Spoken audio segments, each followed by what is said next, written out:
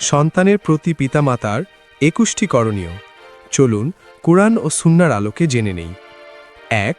সন্তান ভূমিষ্ঠ হওয়ার সাথে সাথে তার ডান কানে আজান ও বাম কানে ইকামাত দেওয়া। ২। অর্থবহ, সুন্দর ও ইসলামী আদর্শপূর্ণ নাম রাখা। ৩। আল্লাহর শুকরিয়া আদায় হিসেবে আকিকা করা। ৪। ছেলে সন্তানের খতনা করানো। ৫। ছোটবেলা থেকেই তাওহীদের শিক্ষা দেওয়া, আল্লাহ এক, তিনি সব কিছুর মালিক। ৬। সন্তানকে কোরআনের সাথে সম্পর্কযুক্ত করা, তিলাওয়াত, অর্থ ও আমল শেখানো। ৭। সালাত শিক্ষা দেওয়া এবং সময়মতো নামাজে অভ্যস্ত করে তোলা। ৮। দ্বীনি ইলম, আদব, আখলাক ও শিষ্টাচার শিক্ষা দেওয়া। ৯। প্রাপ্তবয়স্ক হওয়া পর্যন্ত হালাল রিজিকে লালন পালন করা। ১০।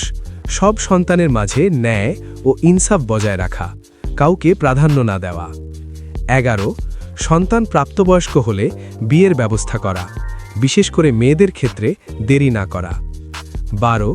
সন্তানকে অপসংস্কৃতি, অশ্লীলতা ও পাপাচার থেকে রক্ষা করা। ১৩। সন্তানদের জন্য নিয়মিত দোয়া করা এবং তাদেরকে দোয়া করতে শেখানো। ১৪। ছেলে ও মেয়ে উভয়কে সমান ভালোবাসা, আদর ও সম্মান দেওয়া। ১৫। সন্তানকে হালাল ও হারামের পার্থক্য শেখানো।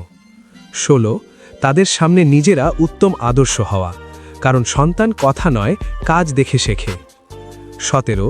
মিথ্যা, গালি ও অসৎ আচরণ থেকে বিরত থাকতে শেখানো। ১৮। সন্তানকে আমানতদার ও দায়িত্বশীল হিসেবে গড়ে তোলা। ১৯।